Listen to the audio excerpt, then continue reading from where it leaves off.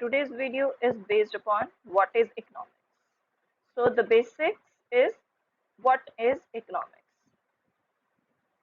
So today's agenda is derivation of the word economics, father of economics, and the definitions related to economics.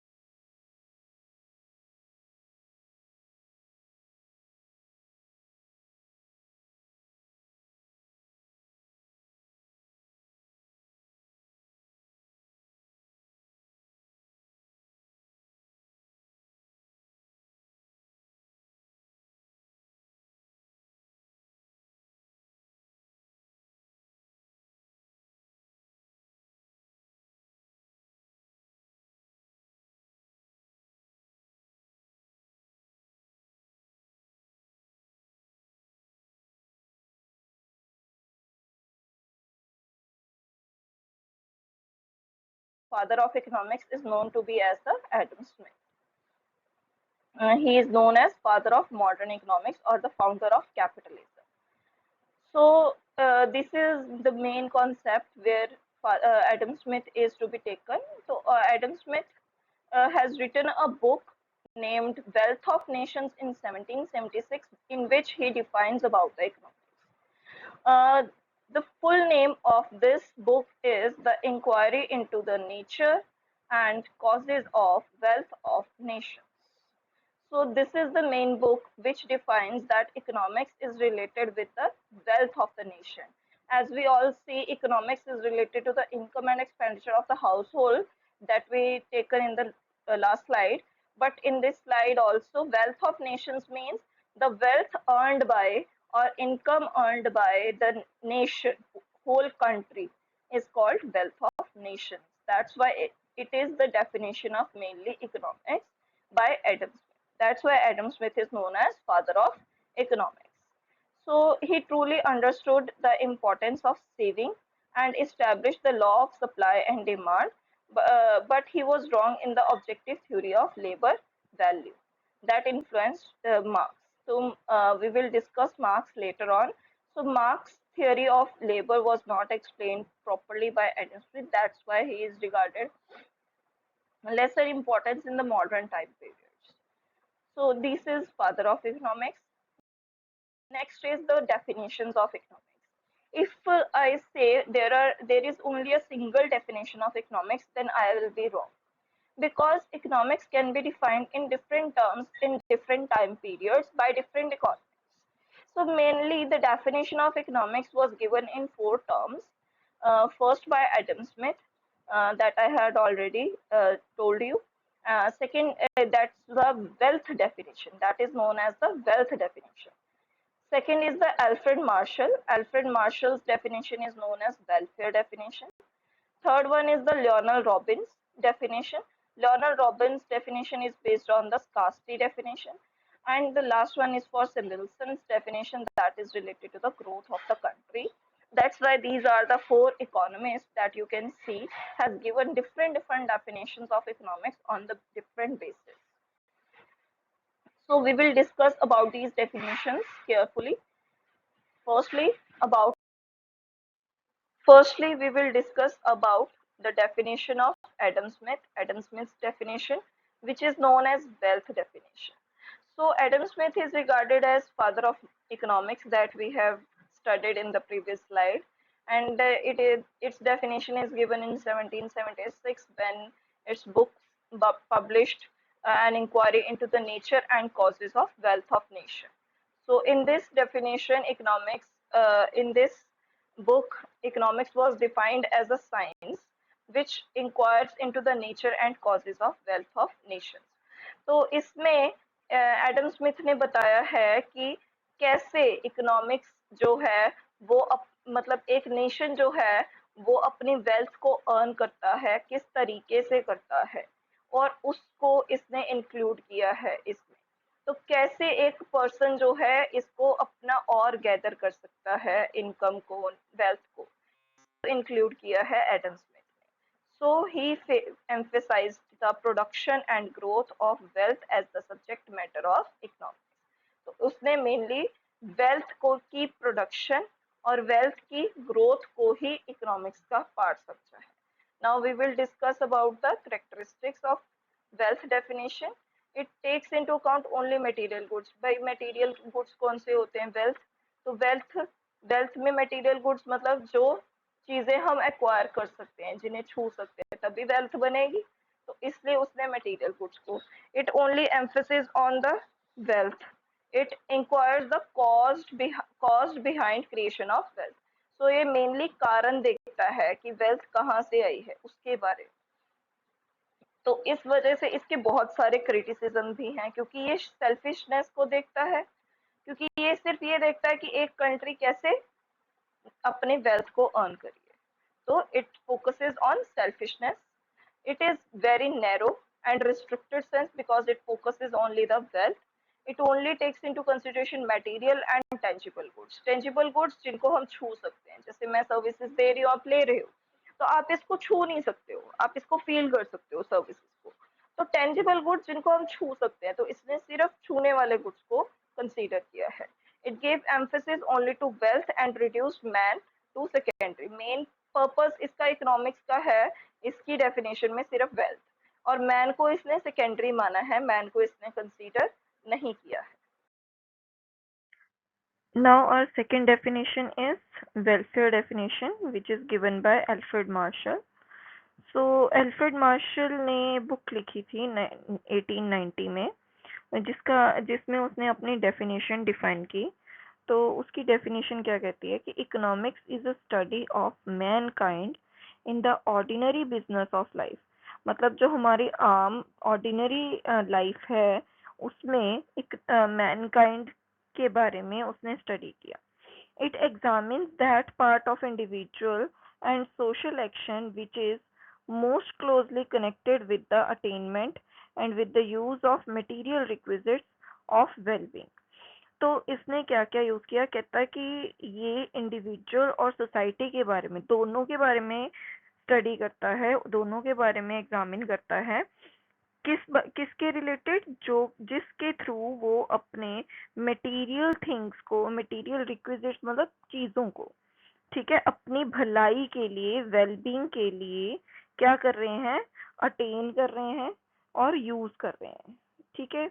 उससे related जो भी activities हैं उसको economics कहा जाएगा। तो ये वेल्थ के बारे में भी बात कर रहा है और वेलफेयर के बारे में भी बात कर रहा है। ये ह्यूमन वेलफेयर के बारे में स्टडी करता है, ठीक है। तो इसके फीचर्स क्या हैं?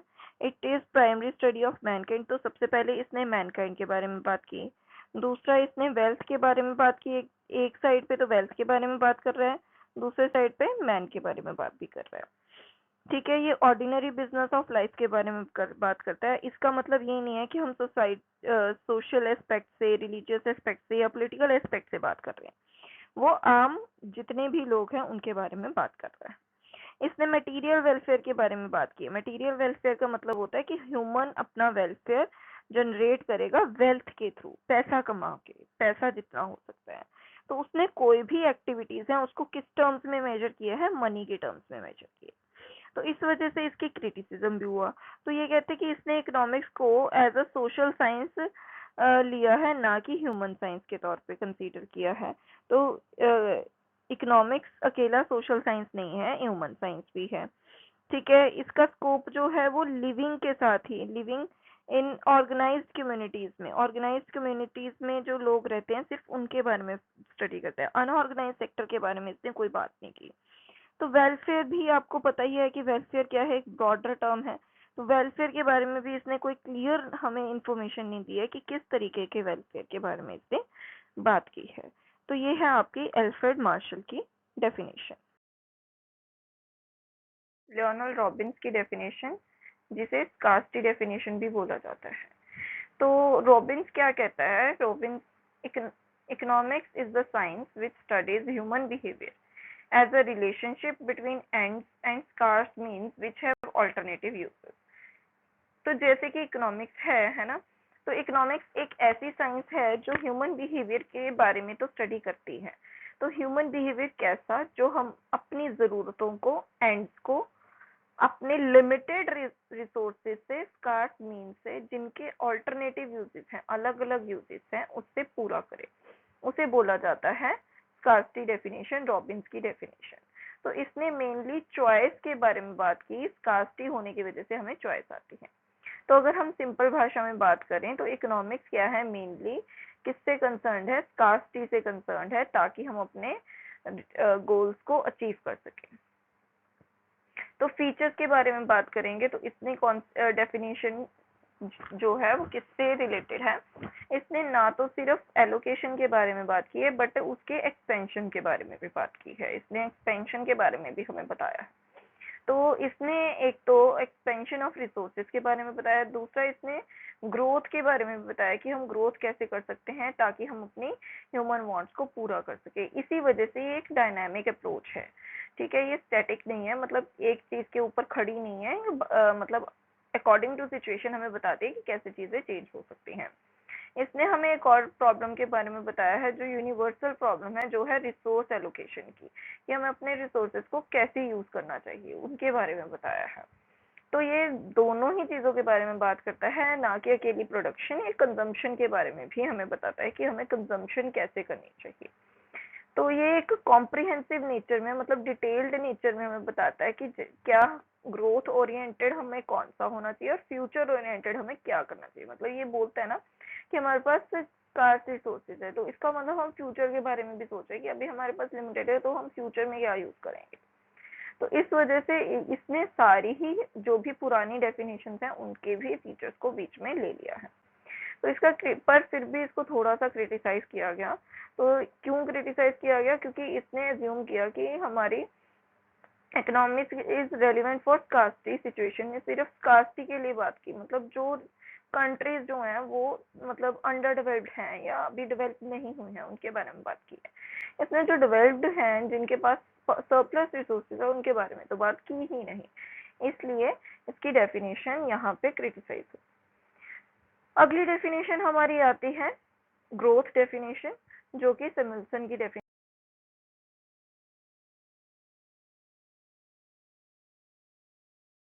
है। तो ग्रोथ डेफिनेशन, सैमुअल्सन की डेफिनेशन क्या कहती है, कहते हैं इकोनॉमिक्स जो है एक is the study of how man and society choose with और without the use of money.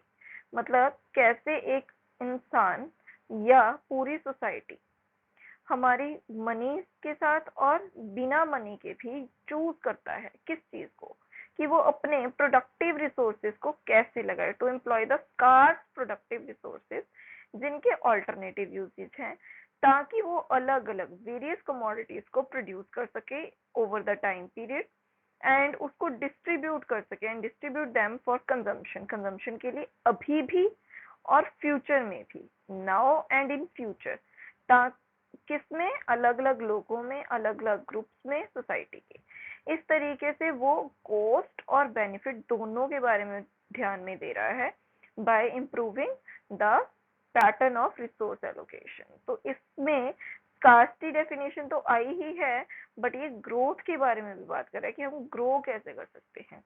तो इसमें इसके फीचर्स क्या हुए, इसमें वेल्थ, वेलफेयर, स्कार्सिटी, तीनों चीजें आ गई ग्रोथ के साथ साथ। तो ये माइक्रो लेवल की भी बात कर रहा है और मैक्रो लेवल की भी बात कर रहा है। इसने प्रोडक्शन के बारे में भी बात की है और कंजम्पशन के बारे में भी बात की है। इसने चॉइस के डिसीजंस के बारे में भी बताया कि हमें चॉइस कैसे करनी चाहिए। इसने हमें ये भी बताया कि हमें मैक्सिमम बेनिफिट कैसे लेना है अपने गिवन रिसोर्सेज से। इसने हमें दोनों सिचुएशंस के बारे में बताया, स्कार्सिटी के बारे में भी और सरप्लस के बारे में। इसने प्रेजेंट और फ्यूचर दोनों डायमेंशंस को लिया और टाइम और ग्रोथ के बारे में भी बताया। टाइम डायमेंशन में प्रेजेंट और फ्यूचर है और ग्रोथ के बारे में भी बता रहा है।